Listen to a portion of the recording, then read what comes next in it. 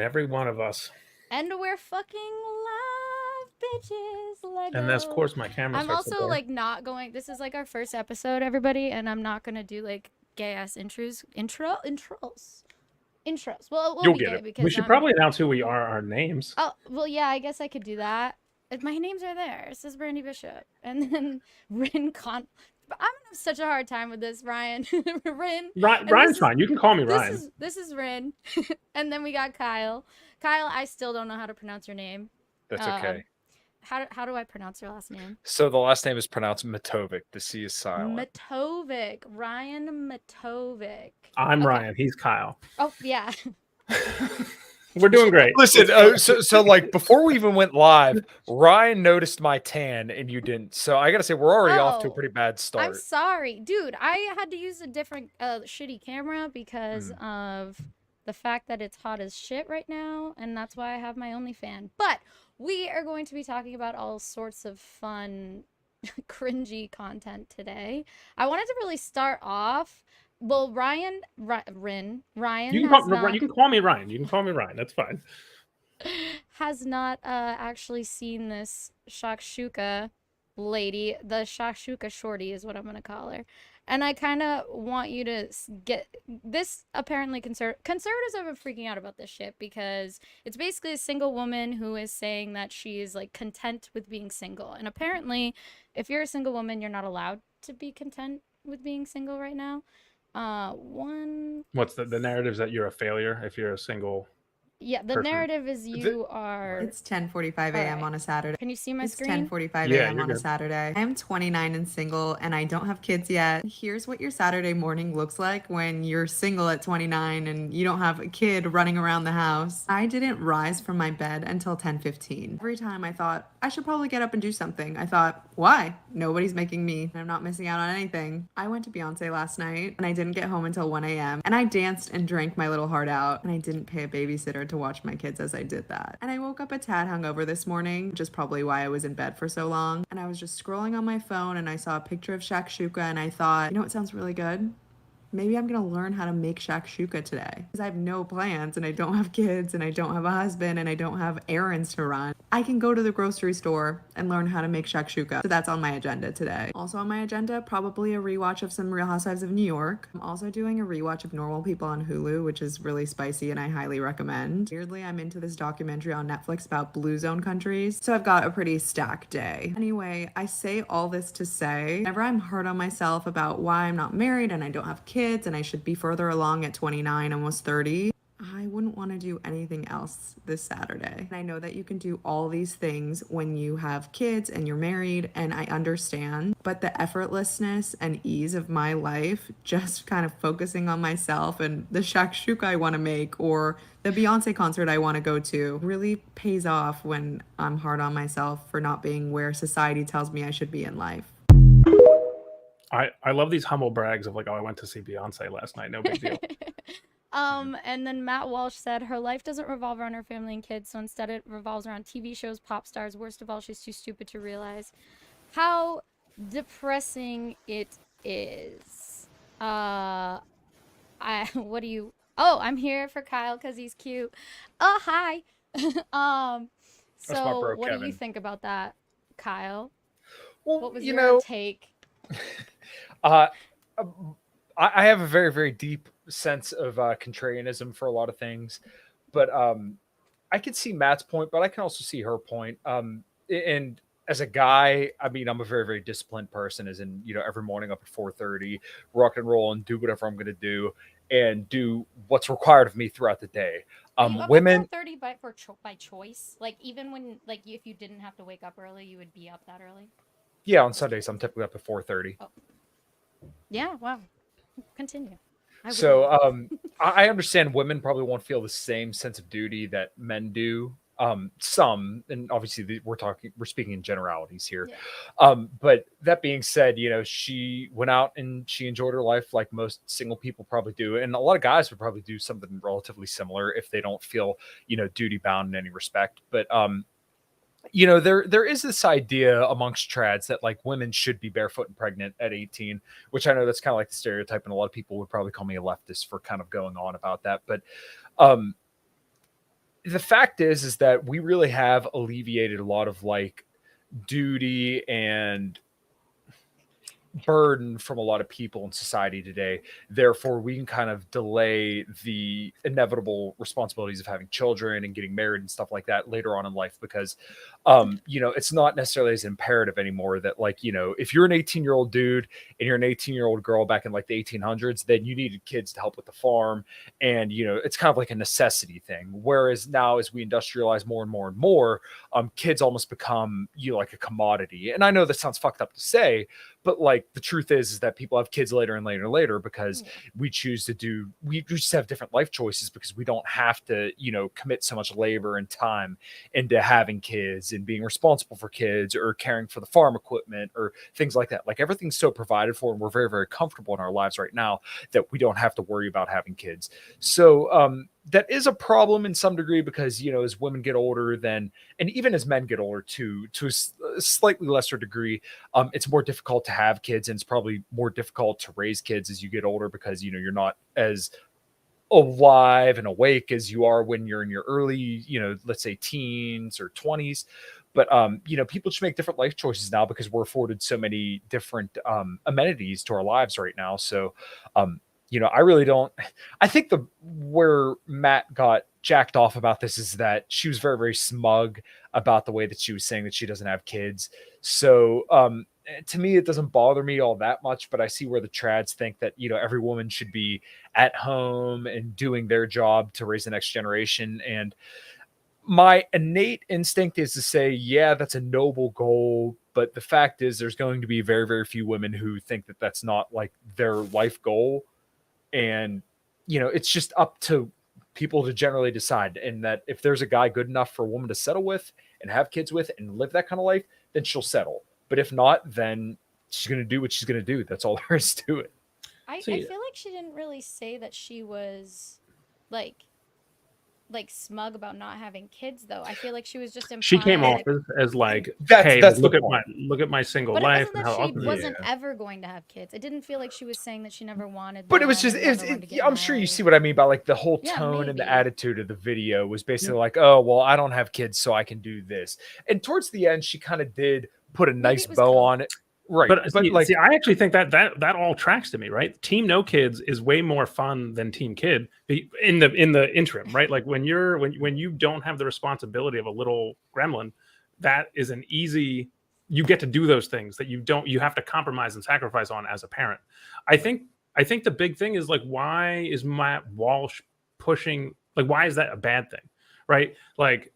People because he wants to save the West, right? That's the whole TradCon thing. I'm sorry to interrupt, but like if the whole TradCon grift is essentially to say, let's save the West. Therefore, women should be pairing up with men and having kids to save the West, right? So we can have a bunch of white babies that birth the America that we all dream about of the 1920s. But what the TradCons can't ever seem to let go of is the fact that the America that they yearn for and dream for is never going to come, right? There is no pendulum of left and right.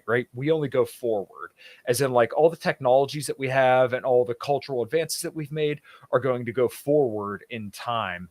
And we're going to see a different rendition of, social conservatism, if that's going to be what we kind of move towards. It's not going to be moving back to, it's going to be you move towards this with all the technologies and the cultural advancements that we have today. It's not going to look like Barefoot and Pregnant, like a lot of, Matt Walsh, Ben Shapiro, the Daily Wire guys, all kind of want to say. So I'm sorry to interrupt, but that's kind of like, I think the thing that people think. No, I see that. I understand what you're saying.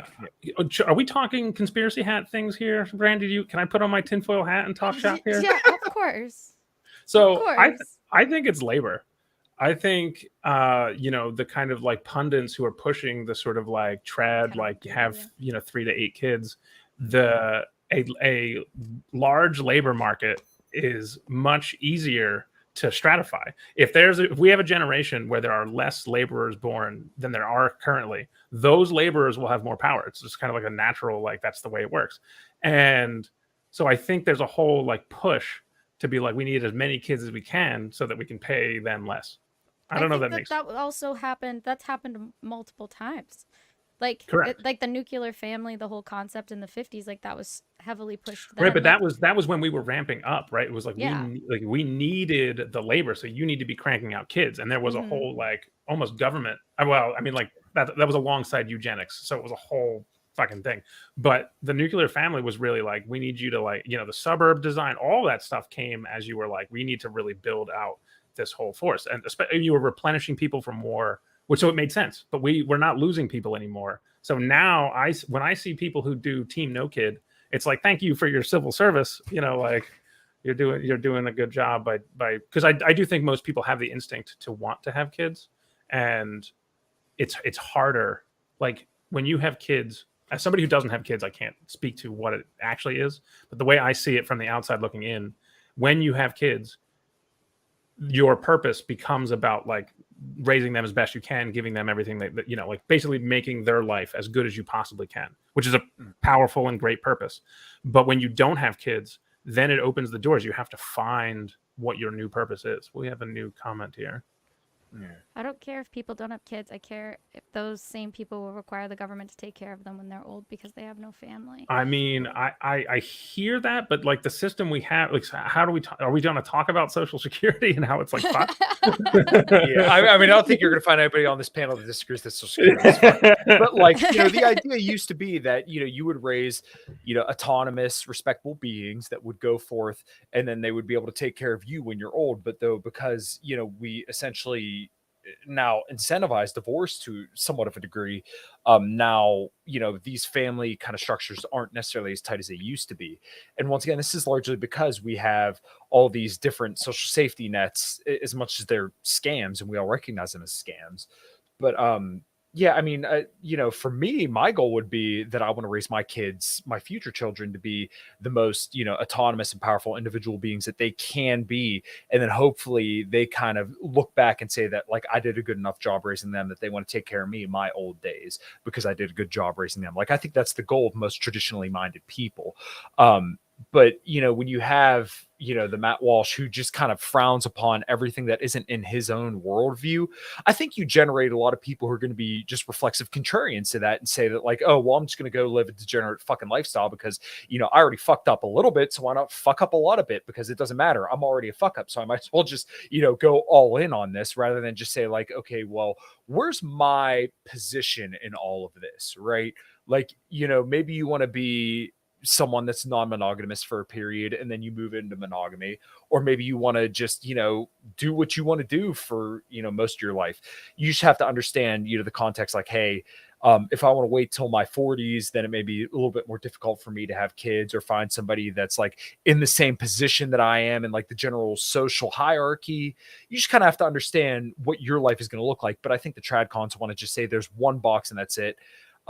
Whereas I almost hate to give it to left-leaning people, but they say, things should be a little bit more open. I think that's reasonable. Well, I would just like to say that the one thing that I think is a little hypocritical about this is that I don't really see conservatives going after like single men that do this. Like Andrew Tate created a whole entire platform in regards to being like basically a fuck boy. And nobody went after him about it. Like, this is what doesn't make sense, is that it does seem like this conservative narrative is directed solely on single women, but maybe that's just because they kind of control the mating market, so to say. Is that why they feel like the women will get the men to settle down? Like, is that why it seems to only be directed to shaming the women? Well, you have to admit there is a degree of shaming men, because what do they always say? Well, if the men would just step up and be better men, then there'd be better women, right? So there's definitely a seat. There's an ass for every seat, essentially. But they do definitely shame women. But also, we can't discount the fact that, once again, men and women are different, where sex impacts men and women very, very differently. Once again, speaking in generalities here. Yeah, but again, what is so I actually kind of like that. Like, I don't like Andrew Tate as a person. He's not a role model, but I don't hate people who choose hedonism as like a longer extension, right? And like, Kyle, speaking to your point, if you have a person or a couple or whatever your dynamic is that is like, oh, maybe I do want kids. We have so many, like the adoption system is like I was just gonna say a adoption. travesty. Like it really is. We're in a position where and I don't know. I'm not going to speak to generalities or rules of thumbs long term across generations. Right now, we could use people having less children of their own and adopting more and build. Like we need to build a stable system and then figure out like the next generation. I don't know, what it'll look like, and it's hard. It's hard to speak to your point about like the kind of classic style when there's so many people in these horrible like homes. Like how many of our grandparents are living in these like assisted living homes that are effectively like cruel and unusual punishment for people because they don't want to deal with it themselves. And that's coming from conservatives just as much as it is from like leftists. Absolutely. Like that's our generation is like putting our parents and our grandparents in these homes and being like, I'll see you on Thanksgiving. And that's go ahead. Yeah, it really speaks to the fact that like we've enabled divorce to such a degree and once again incentivized women to a degree to not be with the men that foster their children. So, therefore, what's the purpose of staying around for, your future family when, there's the next best deal waiting up the block. That's not to say that men don't have any responsibility in this because they do, but like, in an ideal world, my mind is, or the way that I kind of think about this is that like, I'm very, very pro responsibility, right? Like I'm pro-life because I believe that you're responsible for who enters between your legs. Like there's so many different ways to prevent a child from coming into being. And if you do end up in that situation, then 99% of the time it is your fault, right? You made the decision to lie in bed with somebody and then, create a child. So that being said, if your parents raised you with a good life, then in theory that you should at least do your best to pay it back to them. Right. And this kind of goes to the meta of, kind of being responsible for, your neighbor, your sister and your family and trying to bring about a better world. Right. It's kind of the Jordan Peterson message, I hate to say that, of social responsibility to make yourself better and also take care of those that you can around you. Like, I think it's a very, very beautiful notion. And to your point as well, I don't fault people for saying that, like, hey, maybe I'm not the guy to do this. Maybe that isn't the right lifestyle for me. And I think this is where right wingers go wrong, is that they say that like anybody who deviates from this lifestyle that I'm speaking of and that I aspire to, there's something wrong with them and they're a faulty person or they're the degenerates.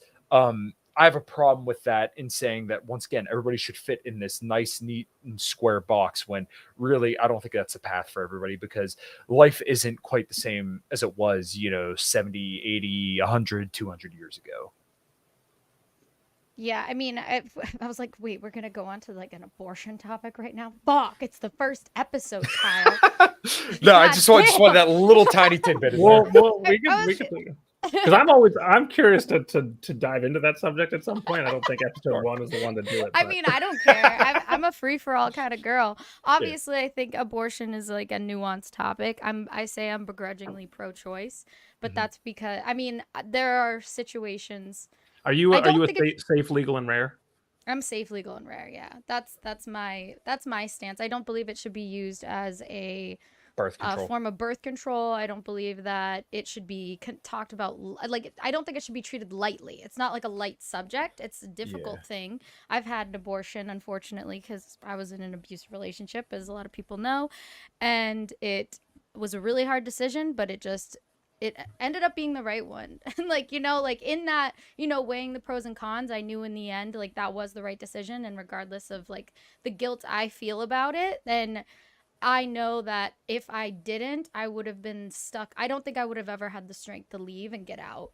And I think I would have also put that child in potential danger. I don't know. Like, sometimes people are domestic abusers and they don't beat their children, but like, it's still not a good place to raise a child, and it's not a good dynamic. And I wouldn't want to put a child through that. So I think there's just nuance to that subject. Yeah, I can take a further argument, and I used to. Let me put a little timestamp on this. Are we doing younger? We're going down the abortion rabbit hole. When I was younger, back during the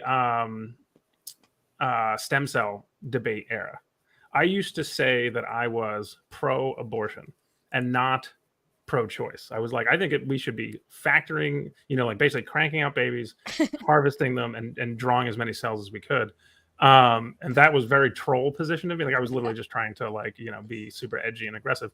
But it was one of those things that had me thinking about like, what does it mean? I mean, really, it comes down to your belief in the soul, I think, and it's really hard to write laws about like, what that means, because, what is the ownership of it?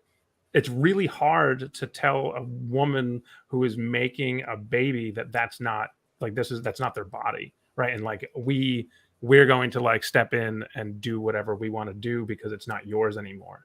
There's no way where that's not invasive, and saving the life. So it's really interesting, and it sparks a philosophical debate. Yeah, which is why there's no correct answer. And that's why it's used as a political football, because nobody knows when like the soul is if you believe in a soul, which I do, nobody knows like when that starts. Nobody knows when consciousness is happens, like like there's some cells, I guess they say, is there even, what is it, when neural activity begins to happen? Like we know when that happens, but like we don't know for sure. Well, the argument is on the live. potential, because it's not. It's Yeah. The idea is that once the egg and sperm fuse, the potential for life is there if it's allowed to continue in the right environment. It's really fascinating to me that you could argue, you could use every combination of words to come back and forth, and you wouldn't have a definitive answer of like, when does life begin and when is life important? And Kyle, I'm sure you have a lot of heavy thoughts on this. Well, okay, I don't want to get bogged down in this. Okay, that's fine. This is the teaser for later episode. Teaser for later episode. Yeah. It was just brief comments from each person, seeing as it got brought up. Yeah, so I like I said, if you guys want me to comment more, I will. But I think we have a couple other topics that we wanted to get to. And could you pull up Kevin's comment here? I think it's actually a good point. Degeneracy is cool when it's a smaller percentage of the population not moving toward a complete normalization. I like degens. There just needs to be a balance. And you know what's funny is him and I completely agree on this, because like I think, me coming from being a heavy metal musician, obviously I'm going to be around some freaks and swingers and people that want to do whatever they want to do. And I'm not saying that, this is necessarily one homogenous group, but like, there are people who just live different lifestyles, and that's fine. Yeah. Once again, this goes back to the point of not everybody's going to fit in this tight trad box, because, now we live in America where we're afforded many, many opportunities, amenities, and life is very, very good for us. We have the ability to afford ourselves basically luxury beliefs and luxury lifestyles where we don't have to worry about, having kids so that way they can take care of the farm, when we're old and gray. Like, this is a good thing that we can kind of afford to live this lifestyle. But when you completely normalize it, then hey, maybe we do have a little bit of an issue when you have, more violence and people not knowing, whose kids is whose. We talk about different cultures where maybe they're accepting of this. We don't know how that works necessarily in America as it stands today. So, I think his point's completely valid in respect of small percentage of people. I would be curious as to what balance looks like, right? Because I agree with that. Sure.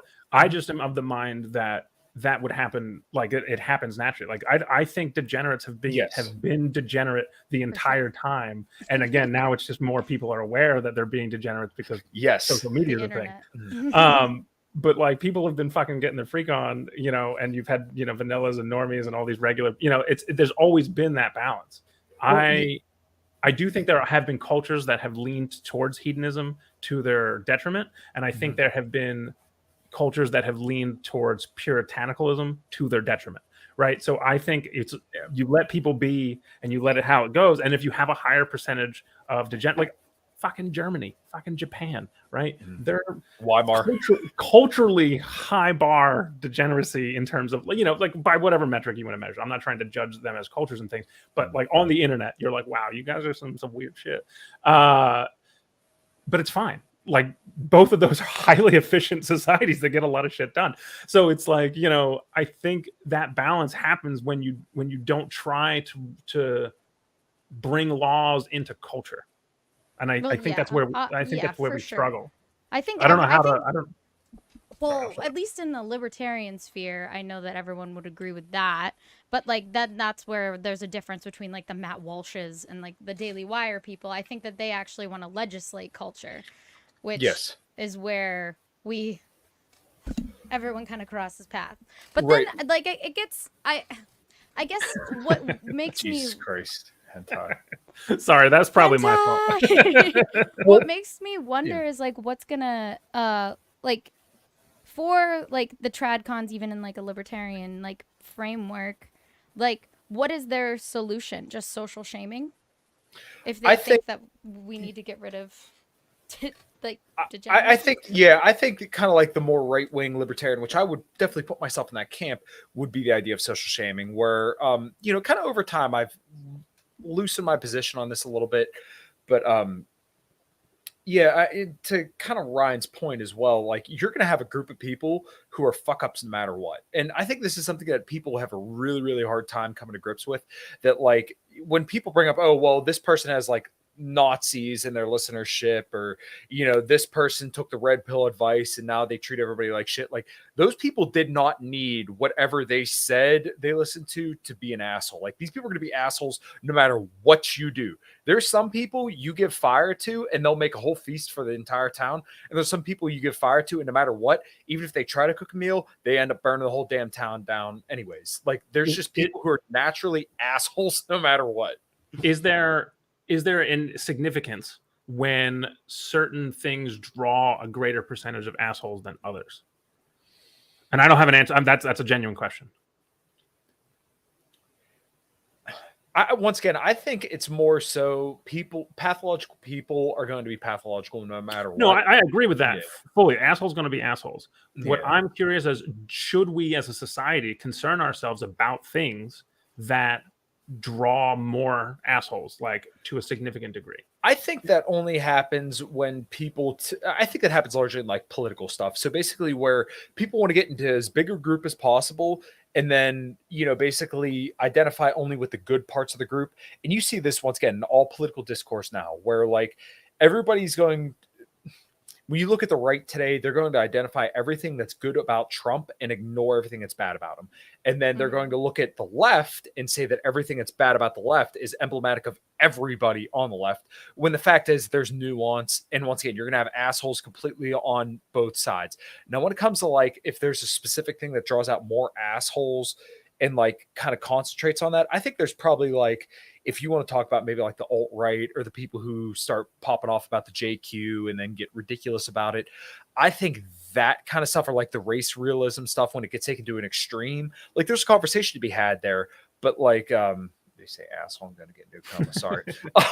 But like, just, there's going to be some stuff where, yeah, maybe there's a larger concentration of like legitimately bad people. But I once again, I don't think that's like the common thing or even something that we should really worry about. I think that's just as like society gets more and more tribalized, as like the government gets bigger and bigger and bigger, then we feel more and more the need to like crush the opposing side, if that makes sense. So like as things get more and more decentralized, and as we need less and less government, and as we know like more of our locale around us, then like you don't have to worry about this kind of stuff. And You yeah, don't you're think still people gonna will have your factionize? Will like culturally like create factions within themselves and like if it's war small within enough, then themselves? I if it's small No? enough, then no, I don't think they do. I don't think it will be in any meaningful way I that actually really don't know the harms answer to people. that question. Yeah, I mean, once again, being from where I'm at and like the music scene that I play in, I've seen people from all different factions, stripes, political beliefs come together and raise thousands. And I'm not even kidding. Like, I put this stuff on thousands of dollars for people that they don't know and never will know, just to go out and have a couple drinks and have a good time.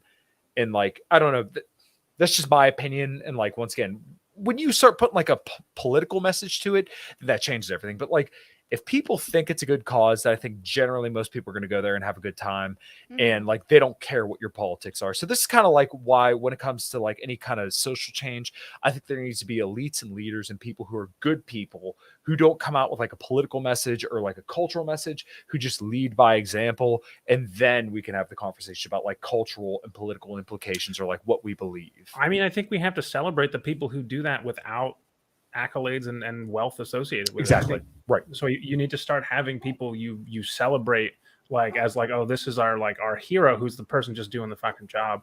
I was at the group I was actually thinking of when I spoke to that was the kink scene, because it is one of the big arguments against like, the culture and the things like that is it draws abusers, because you have a lot of people who want to play very powerfully with, these sort of things. And it's very easy for a abusive predator type person to hide. Oh, I see what you're saying. Right. So it's like, there's a very high percentage, not, all right, like there's a higher than what you would expect a percent of people drawn to it, because it's literally like a playground where as long as they can, yeah.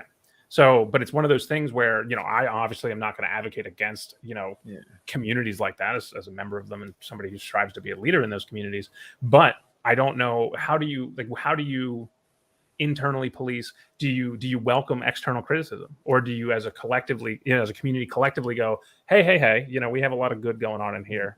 Like to me, transparency and ownership of the bad is a big part of that, right? You're like, yes, I believe in this message, but there's some people who are really running with the fucking, catcher in the rye with this thing, and I need them to, that's not what we're here for. Yeah, I think you're already talking to kind of like a fringe group already. So, I mean, that's probably already like a fringe within a fringe group. But I think probably to your point would be that like you have a high amount of trust with the people that you're with, and that you have expectations. And when people start to kind of push the norms, then you need to be very, very tight and regulated. And once again, you'd be able to speak to this much better than I can, but like you need to have high expectations. And once again, when people kind of go out of the boundaries of what's acceptable, like maybe you are physically hurting people in some certain situations, then you make it known like, hey, I'm not comfortable with this. And then, if it continues to be an issue, then you say, okay, well, we're going to ostracize you and you're no longer within the accepted, group here. Once again, you would know more about this than me, but I don't know. And literally, these two dudes live in their own world. Yeah. Yeah. Okay. About people getting a little lost. We might have gotten lost in the weeds on this one. Kyle, you had showed me this clip of. I think we're gonna have a field day on this. I can't wait. Of Charlie Kirk. I think Ryan will enjoy this a lot, actually. Yeah. I think we're both gonna have a lot of commentary on this. Oh boy, here we go. Buckling up. Buckling up.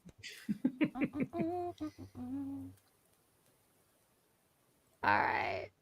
This is our good old man, Charlie Kirk. There's a reason why the dress for the man is the same at a wedding and a funeral, because you're saying goodbye to your previous self.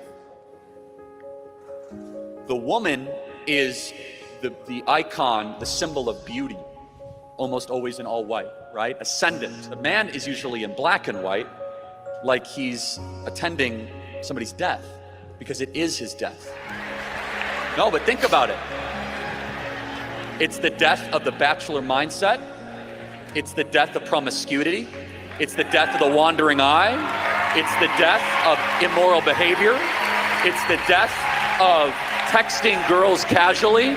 It's the death of I get to do what I want to do. It's the death of just going to the bar with friends. It's the death of acting like an infant. It's the death of playing video games till 1 a.m. And it's the birth of a man. I feel like that just makes me feel kind of sorry for Charlie Kirk, because it's like, so you're not allowed to go out with your friends or do anything fun ever? Yeah, he's not having married? a good time anymore. Like, he seems like he's having a pretty rough go of it. And also, I'm a little offended by the, like, playing video games till 1 a.m. Bitch, I play video games till, like, 4 a.m. Like, suck my dick. Anyway. Though you are also single, so that I don't know. Oh, I know. God, I'm getting burned by both. By both. Part of the candle, both ends. I'm just pointing out the argument. Listen, the conservatives are coming at me right now. Kyle, what was your? Because you posted about that on Twitter. Well, this is why conservatives lose. They have no positive vision for men. And this is why, and I know you're going to hate on me for this, but this is why Andrew Tate kind of looks, appealing to these guys, because you hear this guy say, you're not allowed to do anything fun. For you, it's all responsibility, but guess what? You have 0% authority. And that's the part Charlie Kirk will never, ever tell you, right? That you have 0% authority, and that if a woman wants to take you through the cleaners, she could fucking do it at any time. So the thing is is that, once again, this is why conservatives will always lose, because they don't offer men a positive vision for their own lives. They're telling you, like, oh, buck up, bucko. You have to settle down and have kids and work a 9 to 5 for the rest of your life. You can't play video games. You can't drink. You don't get laid because, you know, if your dick hurts or something like that, or your marriage isn't working out, then you just need to pray a little bit harder and then things will work out. No, I'm sorry. There are tools for certain, you know, jobs and stuff like that. And if all you're going to offer is just like all suffering in a marriage, why are you going to do that? Why would a guy want to enter a marriage like he just described, where you don't get to go out and enjoy the presence of other people, or get to know other people, or enjoy life? Like, of course you're going to lose. and they like don't understand this at all. Like, hey, why not say like, hey, you get to live a life where like you're the man in the way, or you're the man in the marriage. You have authority, and you get to go decide, you know, what your family is going to go do. You get to live a life that's fulfilling for you because you made it that way, not because you're going to sacrifice on the altar of pussy. That's bullshit. Once again, you as a guy should want to make your life as best as possible, so that way you can decide what you want to do. I think that's a great message for everybody. I mean, I'm not going to dive into the authority there, because we've hashed that out in previous podcasts. But the in my mind, you know, the idea of getting married as soon as you like can to your first love or whatever feels, you know, like this, the strong intensity, and then holding on to that for dear life is wildly incorrect. It's unhealthy too. Yeah, and I think it only served a purpose when you died at 40. And now that we live much longer, I think we can take an extra couple of years, an extra decade. You know, that person, the Shakshuka talker, you know, they're still figuring themselves out, and they're like, I think that's the correct way to do it. Like, people don't know, like, you should not be engaging in a marriage, let alone, let's not even talk about alternate relationship styles, hedonistic blends, any of that stuff, right? Like, because that's an easy answer to all that stuff. I'm talking even as described, the marriage of like, here's what I want, here's what I'm signing up for, you know, major commitment, rest of life, kids, all that. Don't sign up with that with a person until you know who you are and what you need. You know, what are your needs and what are your, you know, like, because it's like, hey, like, I love my friends. I'm going to want to play video games with them at least once or twice a month, you know, for as long, you know, whatever. And I'm going to eat the consequences of the hangover the next day, or the lack of sleep the next day. And that's fine. But you don't know, you know, people don't know if that's a need or something they just like doing until they lose it. So they have to take the time, they have to date, they have to have bad relationships to know what a good one looks like. Well, and this is kind of why I like the red pill idea of spinning plates, because you're not going to find a woman that you like. The idea of 18 and married is so silly to me. Like, as a guy, you should aspire to date non-exclusively, and women do the same thing, and I'm not faulting them for it. And this is to say that you should go plug your dick into absolutely everything that walks, but this is to say, like, hey, get some experience, find out like what you can work with and what you can't work with, because there's going to be somewhere in that spectrum that you're like, okay, well, I think I can tolerate this for the rest of my life. If once again, if marriage is your ultimate goal, then hey, maybe it's a good idea to get experience with a decent bit of women, and then figure out, okay, well, this is kind of my type, and I'm going to find this, you know, wherever, and, you know, if I could settle for this, then I'm good to go. But like, if you just find one woman, then for a lot of guys, like, I think guys do kind of get this FOMO, if you will, because like, you know, for us, sex isn't quite as detrimental as it is for women for biological reasons. But like, as a dude, you should kind of get some experience and, you know, have some kind of innate value and ability with women. So that way the woman that you do choose to marry still values you because you're a high value guy, because you've earned that, you know, pre-selection. Trey, there's a comment in here, Brandi. I don't want to cut you off. You have something to say, but Trey has an interesting comment here that I would like us to talk about. Yeah. The modern confusing world. I think the problem is nowadays people aren't allowed to understand who they are because of our modern confusing world. Mm-hmm. Yeah. I mean, so when it comes to this whole idea, obviously it feels like everyone's saying that you need to get married super young, and everyone was acting like that Shashuka lady was like ancient. Like, she was 29. It's not like she can't like get married within the next 5 years or whatever. She's still a kid to me as far as I'm concerned. But that's what I mean. I was like, everyone is acting like her time's up. I forget I'm the young one here. I know. Used up goods. But yeah, I mean, that obviously wasn't a very good advertisement for marriage. Like, at all. Oh, modern confusing. That just sounds like a quitter taking the bull by the horns by dude. What? Um. al- Also, I thought Well, this I was mean, funny. there's so many. The thing is that like nowadays, especially with social media, we have so many different influences, and the availability of data is so abundant at this point that you really get pulled in any direction at all times. So I think this is kind of where that like your parents should at least try to steer you in the right direction and allow you to Mm. be the best that you can be without holding your hand the entire time, so that way you can kind of figure out where you think you belong, and then obviously over time you're going to be able to refine that a little bit more and more. For women, I think it's a little bit quicker than it is for men. For men, you may need a little bit more time, and that's typically why men date a little bit younger, is because the life experience is a little bit comparable. As men get older, they get a little bit more mature, whereas women mature a little bit younger.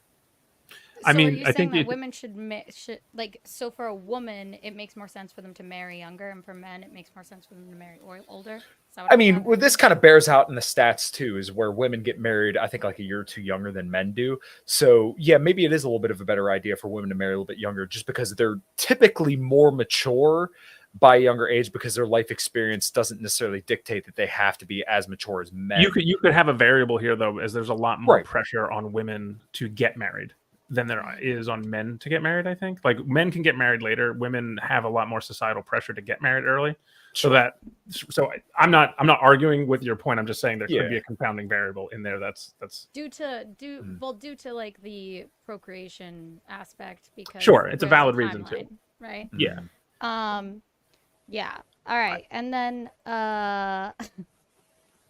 I do Someone's out think to your point, to the social media and the world we live in, it almost leans towards the paradox of choice, right? You have so many Yes. options in which you could be happy or even happier if you just had this thing or made these life choices or things. It's funny though, the answer to the paradox of choice is to just choose, right? Like you don't hem and haw over every possible decision. You just like, all right, I have a general sense of what I like and don't like. Let me pick one and then refine from there. I think you spoke to that a little bit. Yeah, you jump and grow wings on the way down. That's Correct. been one of my favorite sayings for quite a while now. Those who fail to make a choice get left behind. Yeah, so we're talking to that. Yeah, so it's the paradox of choice is answered by choosing. Right. Well, and see, like the other problem is like, okay, so we can kind of speak to this for both men and women, where like women are afforded the global sexual marketplace because they can get attention from guys all over the world. That doesn't necessarily mean that they can like get with those guys, but the idea is that basically they have the attention and that they're under the impression that they can get with guys from all over the world.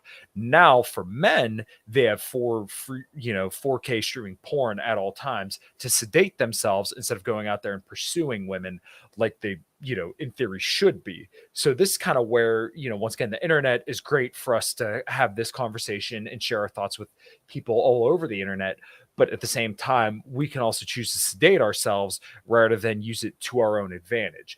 And I think this is kind of where, once again, guys get caught up, is that they'll, instead of going out there and, getting a good workout regimen and choosing to better themselves, they can just sit there and jack off the porn all day rather than, improve themselves. Or women can sit there and scroll on Instagram and post ass selfies and get 1,000 likes and then, go on foodie calls all day, every day. I also think this comes down to unrealistic expectations on both sides about the opposite sex. Sure. And I actually know a lot of single guys. Obviously, I'm a libertarian, and I'm glad you put that in there. I'm swaying. And it does seem like a lot of them are. Oh, actually, so this actually goes into something I wanted to bring up. It was talking about a study of self-identified incels. No offense, I love you all. Has revealed 3 distinct clusters based on their beliefs: externalizers who blame society, hopers seeking improvement, and internalizers who blame themselves and experience intense emotional distress. And so I feel like I've seen that a lot, where it's like there are people that aren't like, and this is talking about men in particular, there are men that are basically saying like, well, like it's all women's fault, fuck women, like we need to like bring back the patriarchy and just sorry, I'm sorry for screaming. I have my stream labs up for my Twitch, and someone just we're gonna turn that off. So someone did like an audio scream thing, which I don't think you guys can hear. No. Anyway, um, and then there's like another camp that's basically just like blaming women, like more of like a, not even really blaming women, it's almost like a cope, because they're just being like, well, they have this particular type and it's really hard to find and it's very niche, and you know, they want like these very specific aspects of for a woman and they can't find that woman basically. I mean, I can't imagine a world where the people who are blaming external, the external blamers, are not entitled, right? It's like, you know, I think the people who are there, like, of the, like, I need to work on myself and get better, are fine, right? They're at a low point and they got to figure it out. That's fine. The people who are the third group, where they're like deeply stressed because they're blaming themselves too much, they need help, but they're likely like depressed or have, you know, they need guidance. And those are the people we really want to help with. Kyle, I mean, you're kind of like, you know, messaging, right? That's your, I think that's your demographic, or at least who you're aiming for. Maybe the first ones need to have, like, they need to change their outlook on life before they can receive any sort of good word and good messaging, because you can blame the world for everything. The universe is a cold and uncaring place. It's always going to be unfair. It's always going to have things stacked against you. If you don't like take the deck of, you know, the hand you're dealt and work with it, there's not going to be anything there for you. And there's no one cares about the people who are just like complaining, you know, like, it's like, you gotta, right.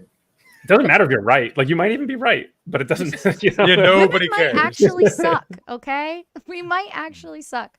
I'm sorry, but deal with it. I wasn't speaking specifically to the incels blaming the rest of the world. I'm saying in general, yeah, but yeah. Well, yeah, I mean, the saying goes is that women don't care about your struggles. They wait at the finish line and fuck the winners, right? And I think there's something to that, because once again, generally people don't care about your struggles. And I know I said women, but like, nobody really cares about your struggles. Like, if your dick hurts or you're having troubles with women, do not go on Twitter and tell the world that your time with women is so awful, because guess what? Nobody cares. And desperation does not look good on anybody. Nobody cares. Therefore, you should just fucking, you know, work as hard as you can to be the best guy that you can be for you. And then, you know, whenever you decide that you're ready to kind of move on to a relationship, then you can do that.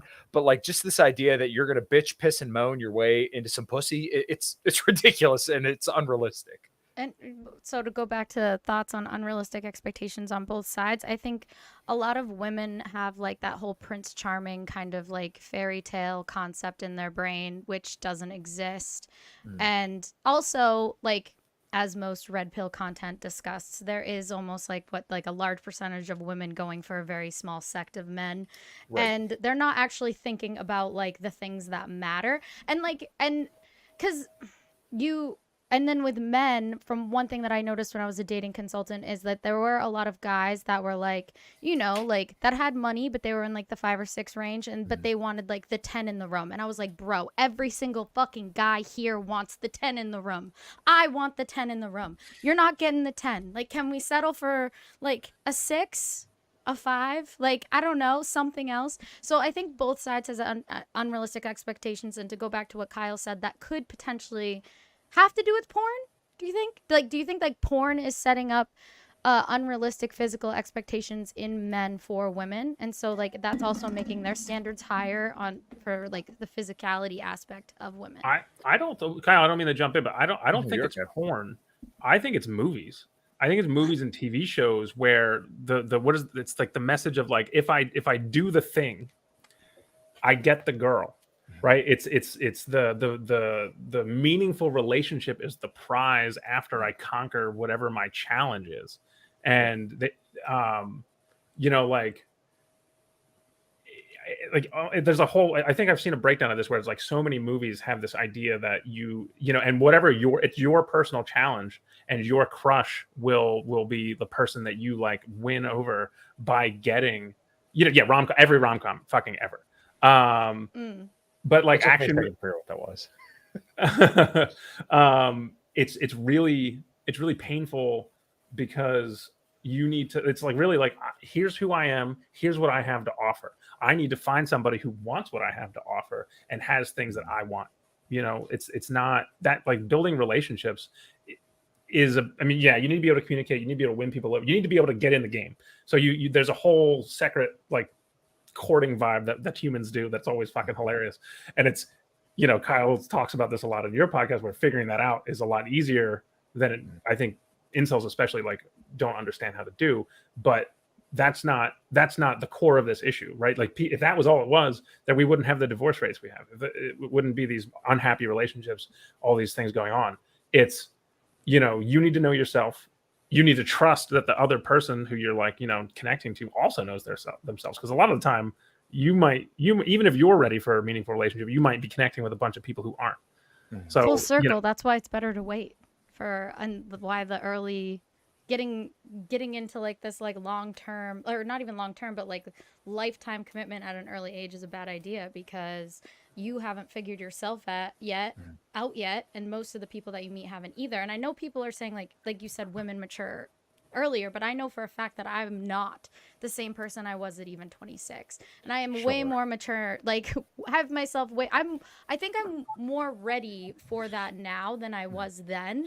But I felt so much pressure at that age that I needed to find something long term at that then. And But sorry. No, continue. Okay, so basically, as a woman, you're going to be a lot more attractive. And I mean, you're still attractive now, don't get me wrong, but like, women are typically they're most attractive when you ask guys from the ages of like literally like 15 all the way up to 90 years old. Women is their most attractive in their early 20s, right? So basically, women's prime age or prime agency is their attractiveness, right? Because like, men aren't looking for a woman that makes a ton of money, right? Men will date just about anything as long as it's like remotely pleasant and they think that it could bear their children, all right. Trey said dudes are literally foaming at their mouth over 250-pound hoes because they're thick. Yeah, I mean, he's not entirely wrong either, but like, I think basically now women's expectations are so that like, because of the global sexual marketplace, they believe that they can have, you know, the Drake, the 666, right? The 6-pack abs, 6 feet tall, 6-figure income. And while that may not be necessarily reality for all of them, they have the impression that they can get that woman.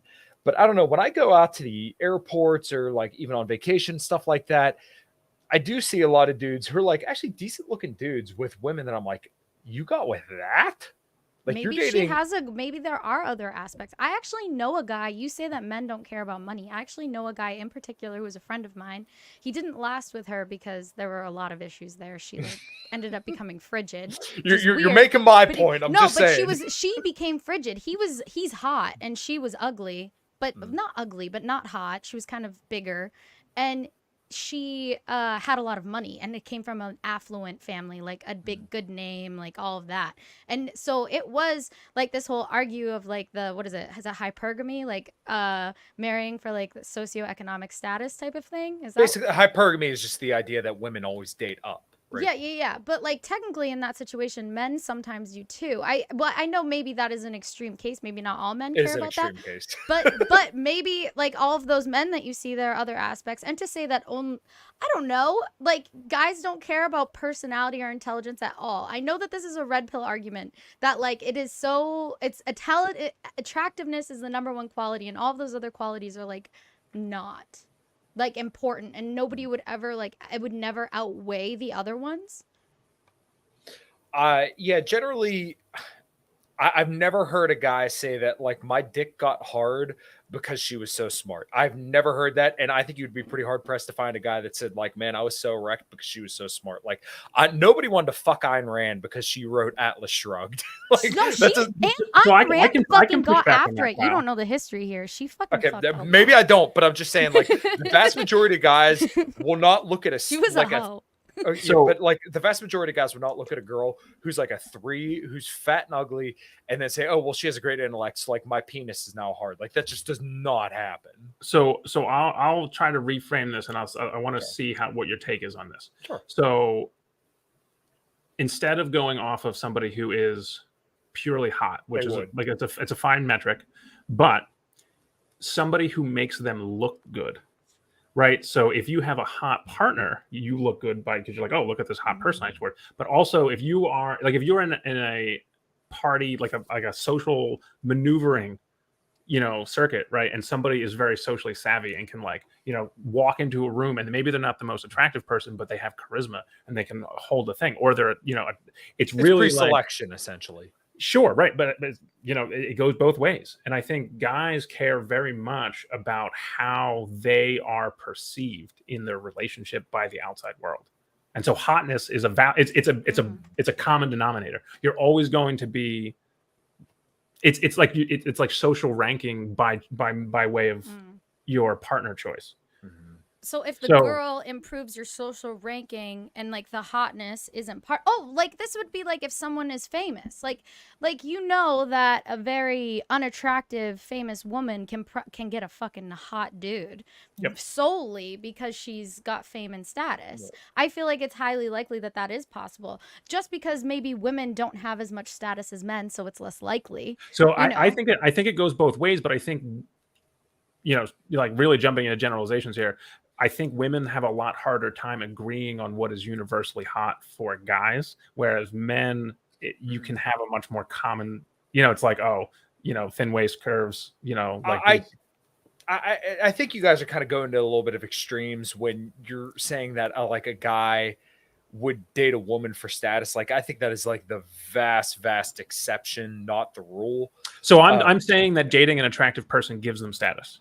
And so yes, okay. I would say like a man dating a very, very attractive woman would give him social proof, right? As in like, hey, look at this gorgeous woman that I was able to obtain because of my status, right? Like, therefore, because I have this hot woman next to me, therefore my status is uplifted. And this kind of goes to the idea of pre-selection as well, where basically like if you have a lot of female friends, then you're going to be more likely to meet more women because they see that like, okay, well, if other women pick him, then he's a good choice, for reproduction because he's, he was selected by all these other women.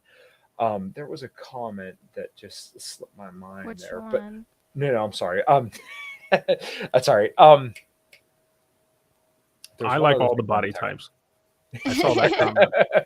But so actually, don't judge me. Well, what I wanted to get onto was like there are certain attraction cues for women about men, right? Broad shoulders, defined jawline.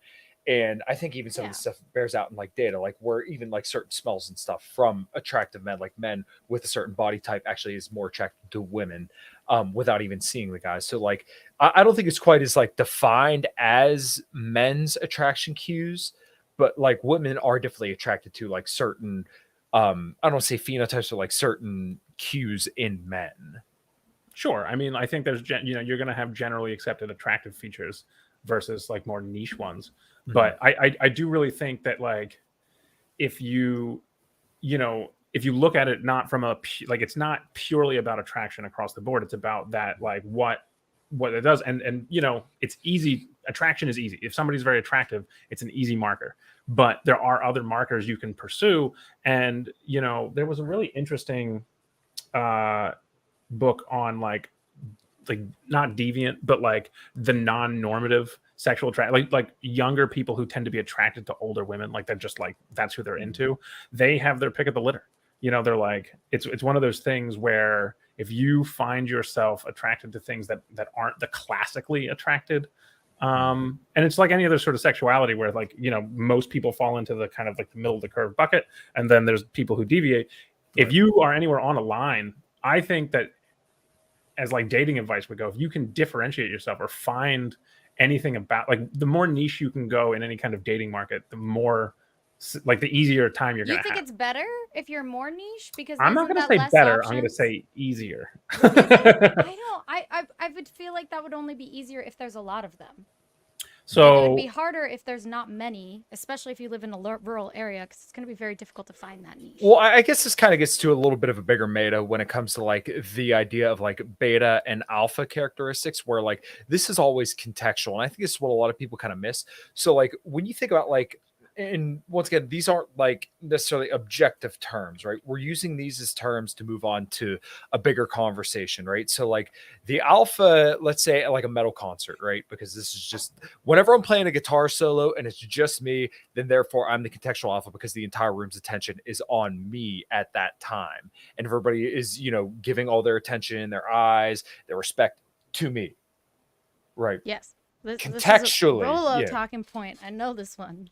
Yeah, but I mean, it's I true know, I though, and agree. this is Yeah. where people get like slipped up because they think like whenever you say alpha, they think like there's just a guy who falls out of the womb and all of a sudden he's an alpha male. Well, no, that's not true. Like in my shop, I may be an alpha if I'm the dispatcher that day, which has happened, and this is what it is.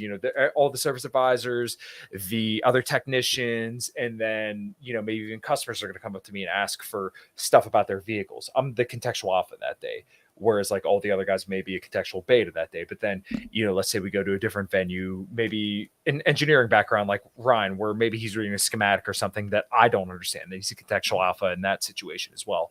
I think a lot of people just get slipped up on this concept where they think that there's like it's a static thing where no matter Where what, you're always an alpha no matter what. Exactly, right. Yeah. And that's just not the way that it works. Yeah, I mean, I can see that. I feel like with women, it's like this concept of like the queen bee and all of that, like the one person that all of the girls want to get approval of, but that has nothing to do with men. So like men don't care about the girl that is the alpha in a female there are alphas in female dynamics. There's and that's the most that are beautiful women you've ever seen. well, not always. No, sometimes it's not that. It's usually the one that has the most domineering personality and the ability to, get social status. Okay, but once again, how do women typically get their social status? That's by their attractiveness, right? Not depends on with other what circles women you're all the in. time. Exactly to your context, right? Like if you're in a fucking poetry circle, you're the best you're poet being in the room. Yeah, you're being hot is an active detriment. Okay, sure. I mean, but you were just talking being about hot contextual, is right? an active detriment to other women a lot of the time. But I I do mean, agree. generally Generally speaking, you're right. Okay, if we're referring to just like a contextual as in like workplace, but if we're talking like gender specific, then like what makes a woman alpha is going to be completely different than what makes a woman alpha is going to be completely different than what makes a man alpha, right? Yeah, where like a man who may be considered alpha, like in reference to just gender, that is probably going to be a guy who's a little bit taller, who's in better shape, who's muscular, and kind of garners attention by his genetics, right? Whereas a woman, it's going to be a little bit the same as well, but though like her genetics are like the genetic cues are going to be the same from like man to woman. Where like a woman who has who has a good hip to waist ratio and like a good genetics for like good breasts and good ass and like nice hair and all that stuff. What makes her attractive is going to make her more alpha. When we're talking about in terms of just like gender alone, right? Not about workplace or like social status, just gender alone. Well, so I guess that's when I'm thinking, I would assume that there is no, when you're talking about alpha women, you're talking in the context of like an alpha within the way men view women. That's what makes a woman an alpha in men's eyes, is her hotness, correct? Sure. And then also, women interact with their, intersexually different than men do, like where men do, right? We want to all get together and build something or do something, whereas women are a lot more, the context of things where we want to have a conversation and connect. This goes perfectly into my next fucking thing I wanted to talk about. Beautiful. Because it has to do with can men and women be friends? As someone that has a lot of interests and I think interacts in a way that seems to be more masculine. I think that's always been a thing for me, better or worse. Even in elementary school, I've always had more guy friends my whole life. And, I have been told that this is problematic and that men will not like this about me.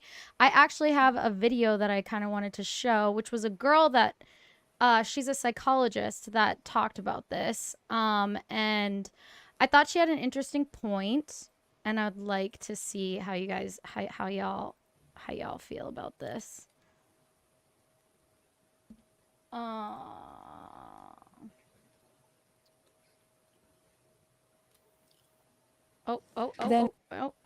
come on.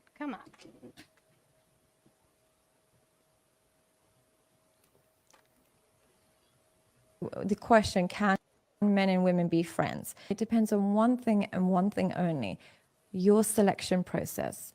Now, if you're a man who has selected a woman who's a bit of a bimbo, she's not that considerate and caring, she doesn't offer much, then if that girl has a lot of male friends, absolutely you should be worried, because men are not going to keep in contact with a woman that adds nothing to their life simply to be friends.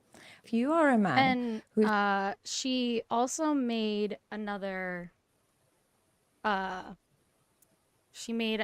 like thread about this, and it was basically saying that the reason why what matters in regards to male and female friendship is that a guy would not be friends with someone that doesn't add value to their life in some way, or like offer something other than their hotness. Like if she has no sort of intellect and has nothing, no common interests, no anything, then yeah, it's a little suspect. But if not, it wouldn't really be that suspect, because they are also an individual and they but are who relating in some exists way. that doesn't have something to add? Like, one man's him or a bimbo is another for person's sure. like, fucking anime nerd.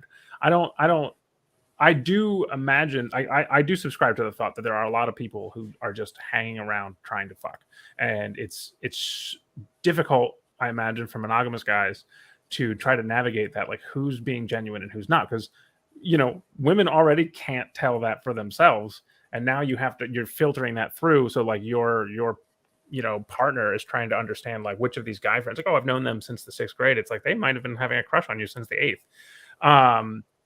Like I don't have an easy answer to that, other than just try to like keep an eye out for asshole behavior and people being fucking pieces of shit. Don't, like, it's unfortunate that you have to be careful except with people you deeply trust, because if you're vulnerable in the wrong moments, people might try to take advantage of you, either physically or like emotionally manipulative. Like a friend, though, like I think that's like most well, sexual assault is from people who and are friends yeah, with. okay, well, I feel like we're kind of getting the weeds here. Like Sure, you're saying that that's like fair. we should be worried about men and women being friends because your friend might sexually assault you. No, like, no. I don't I'm not know. saying that. I'm Okay. not saying that. Okay. I'm sorry. No, what I'm saying is men and women can be friends. There will be people who are being disingenuous about that. I don't know how much further that goes. And okay, Kyle, what's your perspective here? I know that you kind of feel like they can't be, right? I think it's because most guys are in a state of scarcity, right? So, like, if you're in a good marriage where you're having sex a lot with your wife and you don't feel the need to seek outside validation, then you could probably be friends with women and it not be a big deal. Now, if you're a guy who's in a bad marriage or a bad relationship where you're not having sex, because once again, this is what guys want from a relationship, right? Women basically compromise their mating strategy for hypergamy of basically always being able to seek a better option, to marry a guy and be faithful to him. And then the guy's sexual strategy is compromised from being able to go out and have one night stands all the time, so that way he could be faithful to a woman, right? I think we would all agree with that and recognize that that's pretty much the truth of the matter there. So, like, if you're a guy and you're not happy in your relationship, and I think this even applies for women as well, if you're a guy and you're not happy in your relationship, then it's probably best practice for you to not be friends with women, because you're going to be tempted to cheat on your woman because you're not happy in that relationship. Therefore, you're not You of the should probably mindset. get out of that relationship. Yeah, you should go and find I agree. I agree. I agree. But the fact If is, you cheat, I mean, like, is how that many? the worst thing to happen? Okay. Even though? No. Right. But follow me along here. How many guys do you know they're in a marriage that you say, "Oh, well, I'm doing it for the kids. I'm just doing it because it's cheaper to keep her." Right? There's a reason why we have these sayings. So if therefore you as a guy should once again, kind of back to my earlier points, you need to be the best guy that you could possibly be to keep your wife on her toes, so that way she continues to engage with you sexually and look at you as her best option. Now, once again, a woman isn't going to just go out and cheat for any reason at all. She's going to be unhappy if she's going to be doing something like that. Like, my wife and I don't hang out with the opposite sex one-on-one, because we realize, like, hey, we're just not going to put ourselves in that situation. What, due to temptation? No, it's just not putting ourselves in that situation at all, because it's just not worth any potential drama that could come of it, because like even like rumors and shit like that, just not dealing with it. Sure, I can understand perspective issues. So here's my take on this, right? For many people, sex is a need right under like food, water, shelter, maybe even above shelter. Above shelter. It might If I'm be. fucking, I don't need a house. But it's Brady, you got to put my Twitter in there because he's telling me I'm based. But it is, and you were exactly right, Kyle. It's a scarcity mindset for people who, you know, so it's the same sort of thing. If you have somebody who's starving and then you put them in a buffet and you're like, don't eat any of that. You can only eat one thing. And then they eat you're like, well, this person's a piece of shit. And it's like, no, they were starving. Like they're hungry. They were operating on their biological imperative. Right. Exactly. So when you are getting the amount of sex that you need and you're happy with your sex, friendships open up. This is and this is actually like one of the things that I've experienced in my life because I have a very satisfying and diverse sex life. And Jesus Christ, sorry. So why don't you go out and kill someone then, following that logic about biology? Yeah, I don't know. Can people not be so autistic for 10 fucking minutes? Where does that come from? I don't understand. Well, I don't know. I was just gonna say, like, as an autist, I do think that we kind of there is an aspect of us being able to like go beyond our biology. You know, like isn't that the point? Is to kind of be higher. Okay, but once again, okay, to Ryan's point here, if you're starving and I put you in front of a buffet, I can't exactly be surprised when you go and eat. If I starve my dogs, all 3 of them downstairs for days and days and days on end, and then I put food, or, you know, I cook a ribeye steak and I walk away from it for 2 seconds, I can't be surprised if they jumped up on the table and ate it. Yeah. Same applies to men and their sexuality. Well, if so Brandi, yeah. Oh, so the Brandy's point was actually really interesting nuance. And I think that's right. So if we're sticking with this analogy, right, with the food and the starving, right, the idea isn't that people can't suppress their base. Society functions on suppressing, you know, certain impulses and things for everything to work cohesively. Right. So I think what a lot of people in the comments are talking about when things can work, it's you can control it because you need to function and you know, you don't want to lose a job and all these sort of consequences for if you do that. But the friendship is suspect if you're like, if somebody is looking for sex and they have, it's a guy who's attracted to women and he has a female friend who he finds attractive, that friendship is suspect if he is not sexually happy. You know what I mean? Exactly. Like, yes. It's not, and it's unfortunate because they might be the most genuine friend, but there's no way to differentiate between the two when, like, you know, I wonder if some women know this instinctually because maybe it's like now I'm thinking, I'm like, what if like the girl's just not fucking her husband and she's like, and those are like the most controlling ones, like because they're like afraid that they're gonna go cheat or something. Like, well, so like when they survey women and men about why they cheat, right? Men cheat because they really want to get laid, right? So once again, they're in a bad marriage where they're not getting laid. Women cheat because they're not happy and because they need the connection, right? It's 2 completely different things. Where like men, we could watch porn all day and not get attached to the actresses at all. Whereas like women, you know, typically, once again, speaking generalities, most women probably don't watch porn like men watch porn. If one wanted to fuck me in a car, he's got a point though, because a woman's not going to come to your cardboard box to fuck you, right? She wants to know that you have some sort of status and that you've accomplished something to know that you're worthy of, you know, her time and spreading her legs. Yeah. But wait, will you finish where you're going? I got distracted. No, I think that's pretty much it. Basically, like women want to have sex or will have sex because they want the connection or they're emotionally unhappy, whereas men will have sex because they. But I think that's overwhelmingly true for women, and then for men, it's definitely true that men just want to fuck because they want to fuck. Well, maybe it is like outliers. Maybe I'm thinking of outliers, but I do know women that want to fuck because like, and they don't. They can have casual sexual experiences without putting emotion into it and not caring about that. But like, it's not the natural state for women. Well, also keep in mind, casual sex is with women report casual sex to be wildly unsatisfying, whereas men report casual sex to be very satisfying. Well, I also think that comes down to the fact that like when you have an emotional connection or by emotional connection, I just mean that person like gives a fuck about you, then they're going to want to satisfy you more. And like they're not going to be selfish and like really kind of just try to get their nut off and like that be like the experience, you know? There's some interesting statistics on this from interviews where if you ask like random men off the street, would you like to have casual sex with a very attractive person, if somebody you find very attractive, and like, you know, there's caveats for like nobody will know if you some, you know, whatever.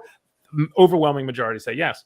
And then women, if you ask that question, it's overwhelming majority say no. But then if you say you're like to the woman, you're guaranteed to have an orgasm during that sexual experience, it jumps up to like 60-70%. So a lot of them are just having very unsatisfying casual sex because, you know, dudes are selfish, especially like fucking young guys who are. What I knew a guy. Did you ever meet any of my rugby friends? The fucking assholes. They were. We're getting personal. They would brag about sex being a race that they always win.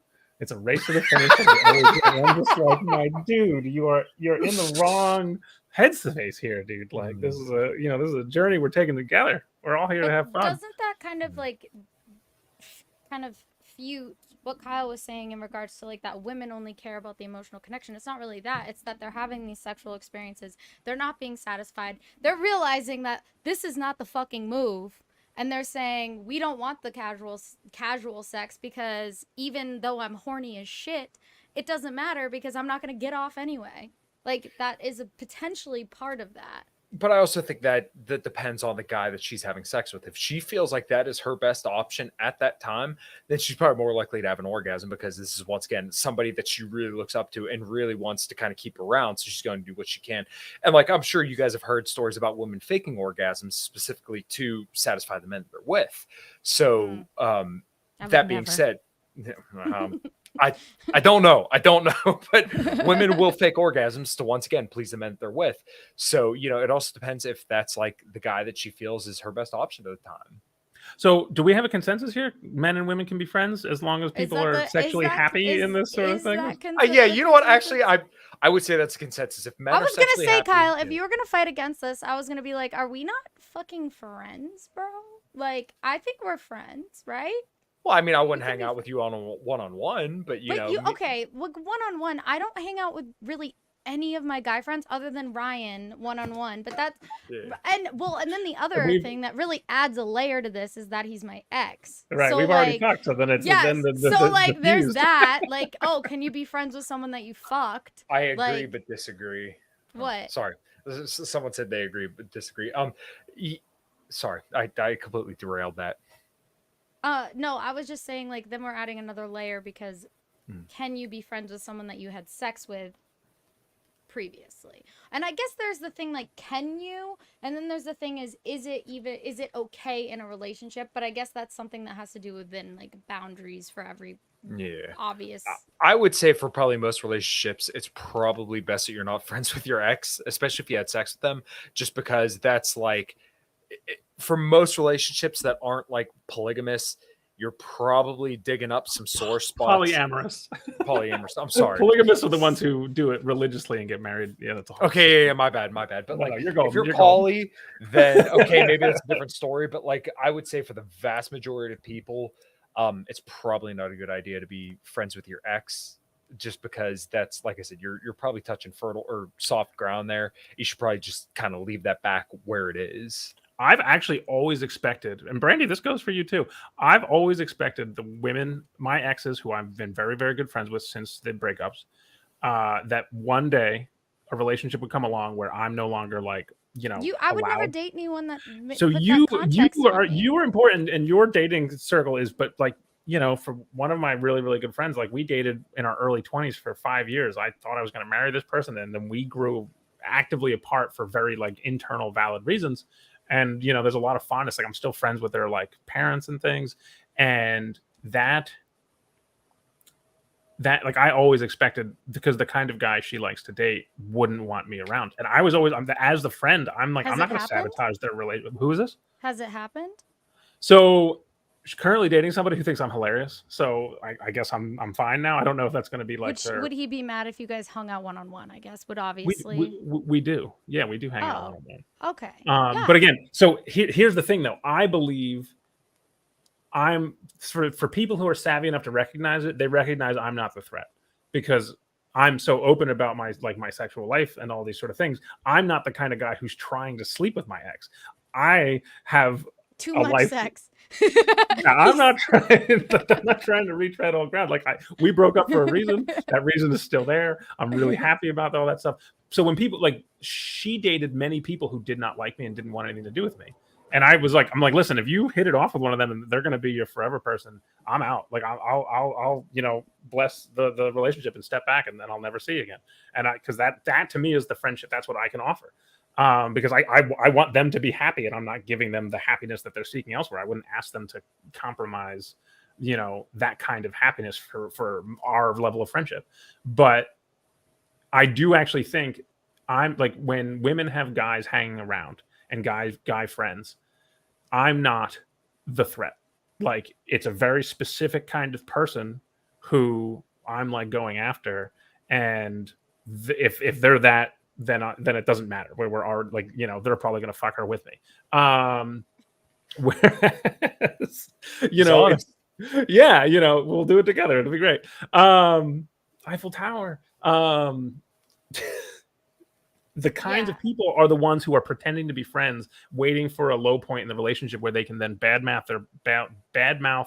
their current partner to swoop in and get their nut off. Yeah, I mean, and I'll say like, this is why this is something that's super important to me, like in regards to like being in a relationship, is because I have mostly guy friends, and so in my last relationship, he didn't want me to be friends with guys, and I lost all of my fucking friends, and I was completely isolated, and I have like a few girlfriends, but like he also ended up hating them too. Like so it I feel like the issue here is like it is like an individualistic kind of thing. It's every single person's different, so there's not really, it depends on how much you value those friendships, if you're willing to like give those friendships up. And if your partner, I personally don't think there would ever be a time like if a partner would not be okay with me being friends with Ryan, for example, I'd be like, I'm sorry, like this is a very important friendship to me, and if you can't handle that, then we aren't going to work out. Like if you don't trust me enough, if you don't trust me enough, then it's not going to work out. But it's funny because on the same token of that, if you ever met somebody who somehow broke that dynamic, I would be like, all right, like wow, Ryan would give me up like that. So here's how I view that. That's not me giving you up. That is me stepping back. I would be friends with you until the day I died. Like our friendship would never end. And if that relationship went away, it picks back up. But for me, I never want to be the person standing in the way of your happiness. Right. And men are afraid to voice boundaries in the beginning of the relationship. Well, that sounds to me like a personal problem, because I feel like everyone should kind of have their boundaries already set and ready. Well, yeah, I mean, like, so somebody, this tweet kind of got a lot of likes from somebody that you were beefing with, Brandi.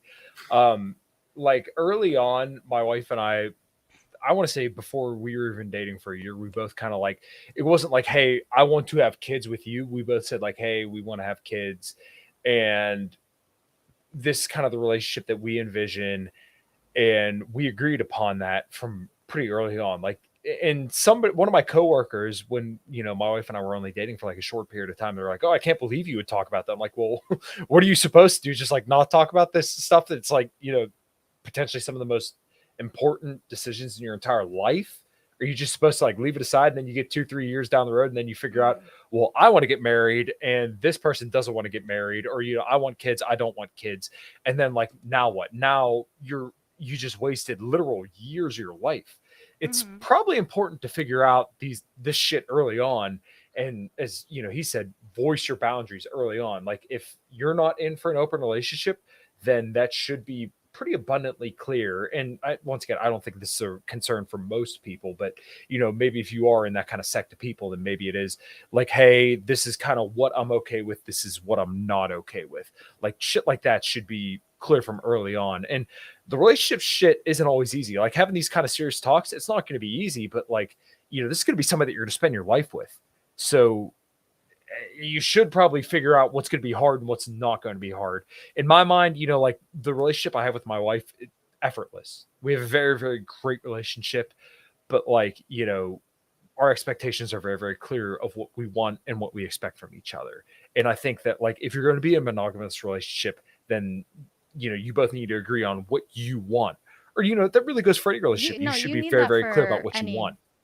Yeah, for sure. Like even in an open relationship or whatever, like even more. You need to be very clear on what that looks like. Like you can't. Sure. It's like because Ryan, you can explain. Like I feel like communication is the most important part of being in any sort of poly open situation. We have communication about our communication. It's a lot of communication.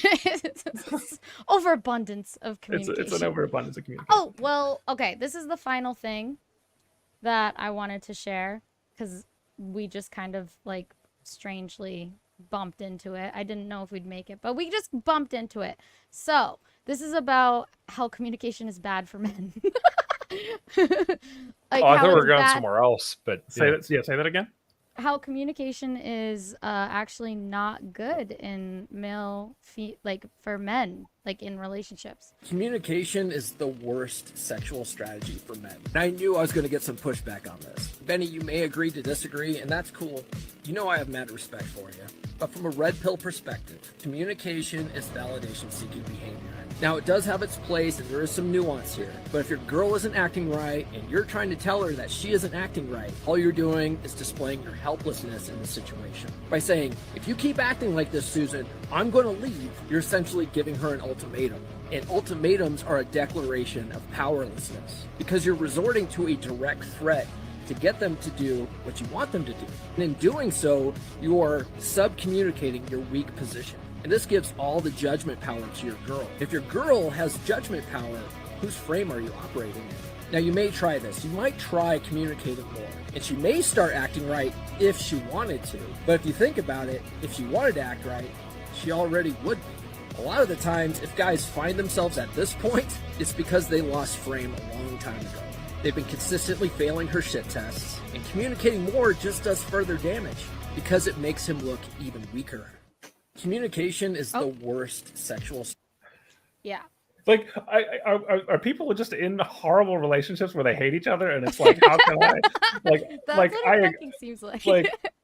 Like, if you're communicating like, hey, you did a thing and it made me feel bad, and she's like, yeah, I'm not gonna do that because I don't want to. It's like, shouldn't you want to be in a relationship with somebody who wants you to feel good? I don't know. Like maybe this is like groundbreaking thoughts I'm having here. But... Shouldn't you want to be in a relationship with someone that you can communicate with and not tell people that communication's bad?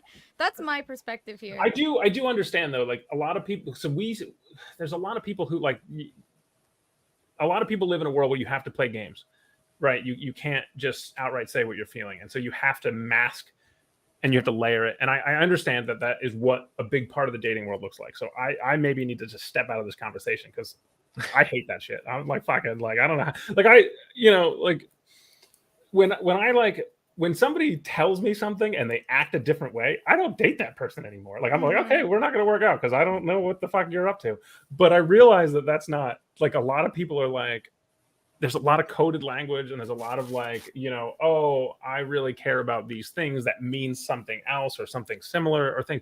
I don't know. Kyle and Brandi, you guys maybe need to enlighten me on this shit because I don't understand that at all. This is his people, so. Yeah, I mean, I'm not as familiar with Paul as I am with everybody else on the Red Pill, but I actually think he's largely correct. Whereas, like, if somebody is not kind of in your frame, is once again kind of like living up to your standards, then that's because you probably have failed somewhere along the way to kind of like make those expectations clear, or at least like cultivate a life where a woman feels like she should aspire to be within your frame. So like, once again, if you feel like you have to tell somebody how they have to behave, that's because like you've already failed at inspiring them to behave in a way that you desire. Does that make sense? I get what you're saying, but also I don't understand how that almost feels like it's a failure in communication and not understanding what each other wants from each other from early on. Like to say that communicating is what was the direct quote? An ultimatum. Right, it's he said like communication is validation seeking behavior. Okay, yeah. Like, so in my opinion, I think like starting early on in a relationship, you should be communicating so that you don't end up in a relationship where shit like that happens. But you're basically saying that if you end up in that situation, it's your fault for some reason because they're not. Once again, you should be. as a guy, you have a burden performance, right? Where you always need to be on your game, on your grind, and doing everything you can to be, once again, the best guy you can be. And that's going to keep a woman happy with you, because once again, when a woman's in a relationship, she's not looking for her hypergamous best option if she's happy. Or once again, this is the big context that a lot of guys who are like black pilled and think that, a woman's going to run off to go fuck Chad, over, in the foam cannon party or whatever. Basically, she's not going to run away on you if you're living up to, her ideal hypergamous best option. So therefore, once again, if you're, if you're at least doing your best to make yourself that 6'6" guy, right? 6 feet tall, 6-pack abs, and 6-figure income, then People she's not can't going to get want to run taller, around Kyle. you. But you understand what I'm getting at. attitude, Brandi. Yeah, not with that attitude. But basically, like, if you're aspiring to become the best guy that you could be, then there's no reason that your wife or people that, like, even beyond your wife, but like people that you want to like behave correctly around you, that they shouldn't kind of understand the expectations that are before them. And Yeah, but so how are you getting those expectations out if you're not communicating? Because once again, early on, I'm genuinely curious. Yeah, if she's the reason why you got with a woman in the first place is because like you found her attractive, right? So if she's starting to slip up, as in like, hey, she got fat, or she's not behaving correctly, then already in theory you've already done something wrong, because you're not living up to the expectations that were set upon you, right? Because we have mutual expectations of each other, right? So I'm going to push back on that right there, though. Sure. That in my mind, so I might be hearing this wrong, but the way you phrased that, it sounded like if I'm not doing a good job in the relationship or being my best self, someone else changing or diverting the path is like almost on me, which like that can happen, right? Like, I know that that's a thing, right? If somebody's unhappy in a relationship and they lose, they stop being that team unit, and they just start drifting. They're adrift now in whatever direction that might be. But also people, have agency, and they're like, oh, I'm done working out. I've been a D1 athlete, since I was a teenager, and I'm 25 now, and I don't want to hit the gym anymore. But here's the thing in my mind is, anytime you make a change, like once you change some internal component of the relationship, the entire relationship is now up for review, right? It's like, oh, hey, I used to be a fucking metalhead rock star, and I would play shows, and that used to make me wet every time you would fucking play on stage. And now you're like, I don't want to do that anymore because I'm fucking, my ears are going, and I'm like, like I don't like that lifestyle anymore. You're now up for review, right? Like that's a totally valid thing to do. And I think that happens in regular relationships without the communication. And that seems terrible to me. Like, as you're like, all of a sudden, like, why is things drifting apart? Like, I don't think people have a candid dialogue about it. And I think that's hard to do. I think you have to skirt around the issues, because nobody wants to be like, hey, I'm kind of like looking at the direction things are going, and I'm seeing an exit door. That's a hard conversation to have. So people talk around it. But I fully agree with this. Because I actually think we need more candid conversations with our partners, not less. Like, we need to be more comfortable with communicating in order to actually like make things work, not say that communication is going to make her think you're weak. I don't know. That's just. I don't take it to that extreme necessarily. But like, once again, the expectation for men is that you're always doing better and you're always on the grind, because once again, men are expected to become, they're expected to do. Right. So I do have the other side of that coin to both of this, which is probably more to your point, Kyle. So communication really should, like, fundamentally, it happens once, right? You might say the same thing again, but if you find you communicate like, hey, here's what I see, here's how you can clarify some things, help me understand. But once you have that communication, it's done. Now you've communicated. The only thing left is action. So you get into those points. If you say something and things don't change, the only thing you can do is now change something on your end. Generally speaking, there's only a limited amount of things you have as a person control over in your life. Sure. So I think what this person is getting at is, if you're communicating repeatedly, you've lost, because you are getting caught up in and that is almost kind of like, you know, like I'm sure Brandi, like this was a thing that happened all the time in your abusive relationship and in almost every abusive relationship. You have the same cyclical conversations, right? That is powerlessness. Like if you keep leaning into the same, like, hey, you said you were going to do this chore and you didn't, and if you're having the same conversation every week, you're now refusing to change because they have shown you where they're at, and they're not. And then that also shows, like, so maybe something a little bit more like not as, not like, yeah, like I guess it would be like a chore or something like very, like that doesn't matter that much. Is that chore aspect a thing that's going to like break the relationship? If that's something that like, oh my god, this person didn't do the dishes again, I told them they need to do the dishes, they still don't do the dishes, and that is going to like break the relationship, like, then that means, in my opinion, that relationship wasn't that strong, because that person would be like, you know what, it's not that big of a deal, I'll just do the dishes, like it's fine. You know, like if you care about a person, you understand where their flaws are and what the things that they kind of lack, and you're more willing to just be like, it's okay, I'll just work with it, you know. And if not, if like the dishes are the fucking end all be all, that means there's way more going on than the fucking dishes. Like there is a lot of shit going on other than dishes. Well, yeah, I mean, I think that actually kind of goes back to a point I was making earlier, where basically like people are going to be assholes no matter what. And this doesn't sound related, but basically like if there's like a boiling point, typically like if it was the dog shit in the yard, then it wasn't the dog shit in the yard that like set everything off. Typically there was something else kind of boiling underneath the surface, and that was just, you know, the straw that broke the camel's back. Yeah, I mean, so I think that, you know, like my partner and I have conversations about not the big things, but the little things, right? And a lot of the time it's a alignment of like, you know, when I come home from work, my partner works 12 hours at a hospital, so has like very different, like I work a 9 to 5, she works the, like, you know, I get up. I know that feeling actually very, very well, more than you know.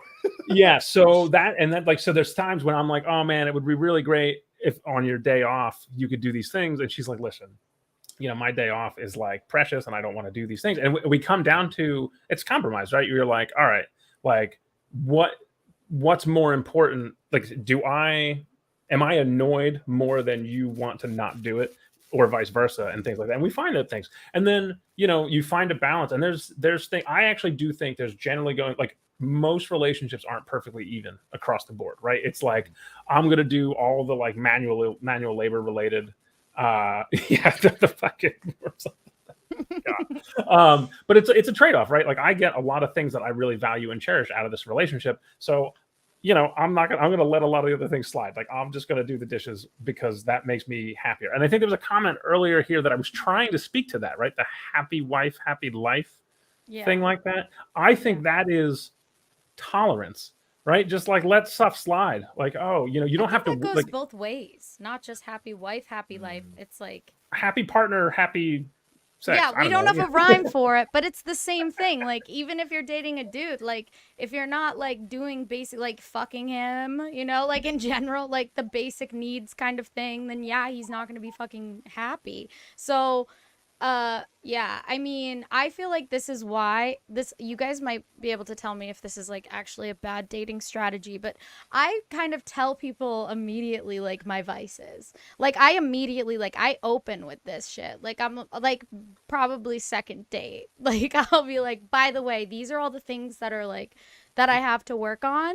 And like these are like some issues that I have, and some things that you'll probably fucking not like about me. I just want you to lead with your baggage. I love it. No, I hate the best foot forward shit, because that's how you get into bad relationships. Yeah. Like, how do you feel about that, Kyle? Because I lead with like all of like my issues. I mean, it depends on like what we're defining as an issue. So like, well, for example, I'm messy. I'm a very messy person. I say that. I'm like, I'm a messy person. I want you to understand that, know that. I'm messy. I work on it. It's a struggle. But that's something that I work on. It's not like I stay up late. I'm a streamer and I stay up late multiple nights a week. You know, like there are these just like, it's not like the biggest deal in the world. It's not like I'm saying, by the way, I have bipolar disorder and I might kill you one day, but they're like a little bit more tame. Oh, fuck. But basically, like, okay, so like, my wife had, and this is actually one of the reasons why I decided to marry her, is because she had anger issues, and I saw over the course of years that she like knew that that was an issue, and progressively got better and better and better.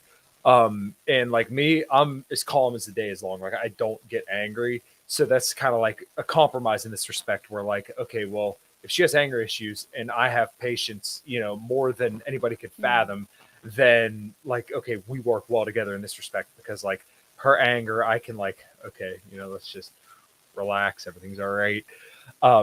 But you know, kind of like you guys, it is a little bit of a compromise, but you know, kind of to what I was saying a little bit towards the beginning of the podcast, basically like why I think it's so important for guys to date around a little bit is to find like, okay, well, are you okay with tolerating, you know, a bitch who's insane, or a bitch who, you know, is messy, or a girl who has anger issues?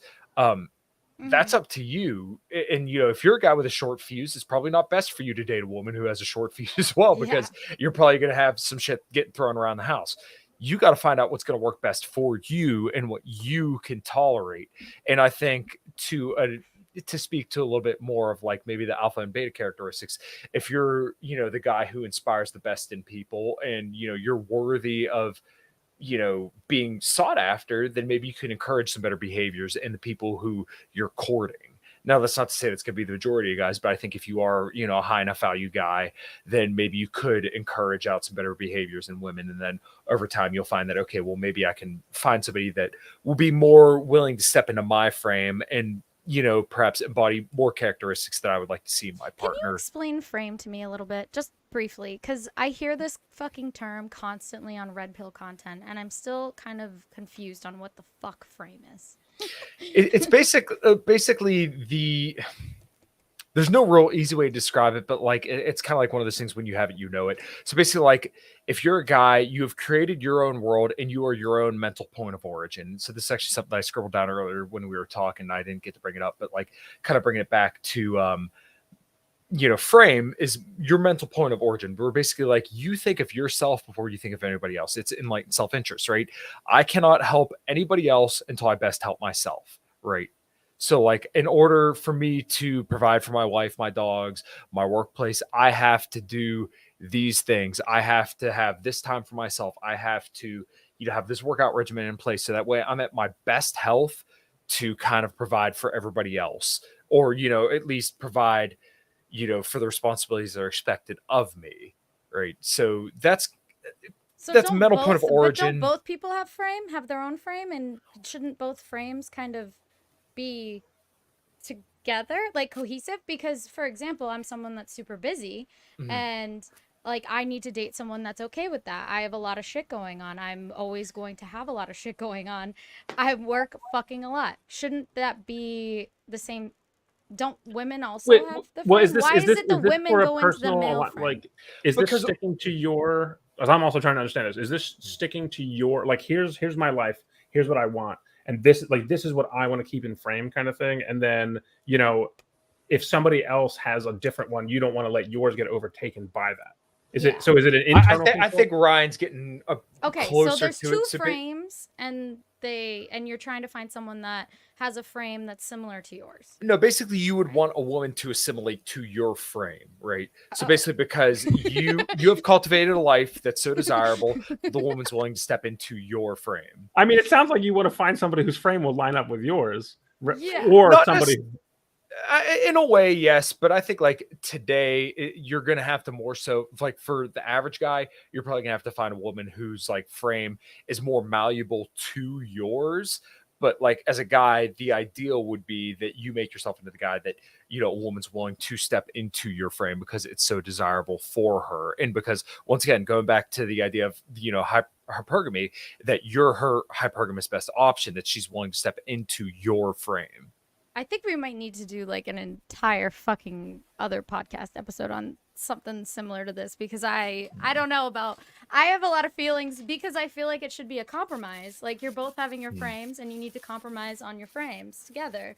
And I mean, I got like 6 frames of things going on. You know, so I don't know. Like I'm like I have people visiting my frames all the time. I love it. But like how do these frames work with like poly? I guess the analogy doesn't work very well for like non yeah, I think it's relationships.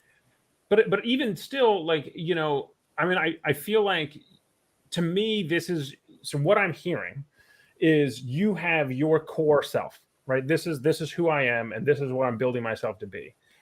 And you do not want to give up any aspects of that to build a relationship, which I agree with. I think the language of like having somebody else assimilate to yours is like, I think Brandi hears that as like, why am I putting myself into a box to fit your frame? Whereas it's like, you need to find somebody who they're, you know, because everybody's life is the core things and all this other crap. And there's a whole bunch of stuff that you can like, you know, like I don't care about this, but I do care about this. And so you want to meet somebody who the things they care about are going to line up, and the stuff that they don't care about, the shit that's maybe getting in the way of like, you know, building something together and investing in a relationship or a life together is the sort of things that will pair out. Maybe I'm hearing that correct? Like, is that kind of in line with that? I think you're going into a lot of nuance with it, but basically like the reason why frame's so important, why I use the terms like assimilate into the frame, is basically you're trying to gauge out genuine desire, right? Because if a woman isn't willing to step into your frame, then there's something mitigating that, right? And it's kind of like with you know, some of the red pill principles of like a woman who makes you wait for sex, the sex is never worth the wait. It's because there's something mitigating that, right? So I don't date people who do that. I don't. I didn't have sex with you. I would like to state for the record, Ryan, we did not have sex right away. It was like a month or two at least. But basically, like, do you understand the point? Like, you want somebody that really wants you. You don't want somebody that's hesitant about, like, well, I don't know. No, you because waiting isn't about, that's not what it's about. It's about figuring it out and figuring out if that's what you want. Well, like, and I've met people who hold off deliberately as a power play. And they are very upset that other women are slutty, which is like a really fascinating. I had a conversation with somebody who was really mad at women who would sleep on the first or second date. Oh, and that's like photographers that get mad when you undercup them. Yeah. Yeah, because it was very like value, like it was basically like, you know, monetizing sexual transaction stuff. Yeah, being like, you're ruining the value, bro, by doing it early. What the fuck? That's they were literally like, why would anybody want to have sex with me after 6 dates if you're giving it up for first and second? And I was like, there's people who want you know, they want the person who wants you to wait for 6 dates. And then there's people like me who are like, listen, like, you know, we're going to have like, I'm not indiscriminate, but I tend to know very quickly. Like, I tend to know when I'm vibing, and like, I'm very comfortable with people who like vibe. Sure. Although I have no problem going a long time if the relationship is fun and fulfilling without sex. Yeah. But also because I have a sexual. I actually like, this is like part of the red pill narrative that I disagree with, when they say like, if the woman doesn't have sex with you right away, that means that she's not like, doesn't desire you enough.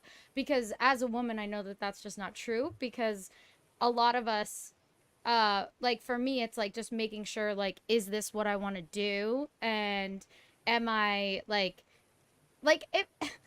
it's like kind of counterintuitive, because it's also like, if you have a high body count, like, you have no value. But then it's also like, but if you don't fuck super early, cause that means that you don't desire the guy, and they should just give up on you. Like, it's so it's like a catch-22. You can't really win.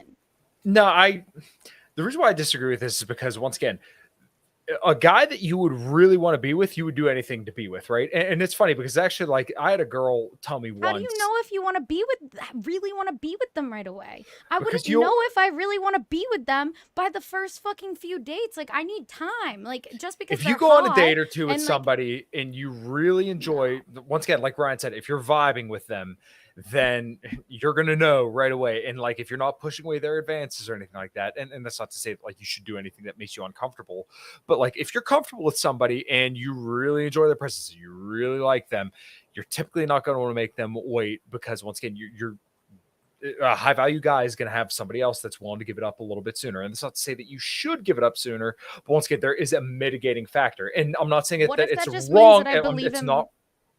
It's not wrong to have a mitigating factor. I'm not saying that, but I'm just saying that there is a mitigating factor. And if that mitigating factor is like, hey, I want to pursue a long-term relationship with you and I want to understand you a little bit better. Okay. But like, if it's just like, I don't know, I'm not feeling you, then okay, now once again, the mitigating factor is that you may not be fully attracted to you. But what if I'm a woman that just knows my own value? So as well, like they might be a high value man, but I know, or whatever the fuck that means, but I know that I have value as It's a going to be person subjective. to date, you know, like, so it's like There's a comment Yeah. here that Which one? if you think that you give it up on the first date, I think you're a fun chick / fling, but probably isn't going to work out long term. I just want to remark on that all of my long term relationships are people who I got sexual with very quickly. So Yeah. again, I'm a bad example. But I know, because you are an exception, to be completely honest. Should and we, I know that I probably am too, which I don't know. Kyle might be the norm and we might be the exceptions. I don't know. You guys are, believe me. I was speaking to the crowd. Like, I live in a niche community with people who self-select, right? Like, we opt in to this lifestyle, so it's a very different kind of thing. Although, do we want to like look into like closing remarks or something like that? We have like yeah, I would like to eventually go deeper into this frame conversation and just what exactly that means, and kind of go there's plenty of content in the red pill space about that, but GG's, y'all. And thank you guys for hanging. Fucking deuces. See you later. GG's. Yeah, dude, I'm not fucking like, what do you want from me? Dude, smash that like and subscribe. I don't like. We gotta do plugs. You gotta do plugs. Oh, I gotta do plugs. You gotta smash that like and subscribe. Well, Ryan 100% doesn't have a Twitter or anything. He is social media illiterate. I'll make a Twitter. I can Kyle is at Kyle at MATOVCIK on Twitter, and I will also put everything in the description on YouTube. So go to YouTube and check that out, and we will be back. At least me and Ryan will be back on Thursday. At least me and Ryan will be back on Thursday at 8:30 next week. Hopefully I'll have air conditioning by then, but it broke today, which is why I'm using a shitty camera, because my camera overheated. Very cringe. But peace out, and thank you all for hanging. Bye.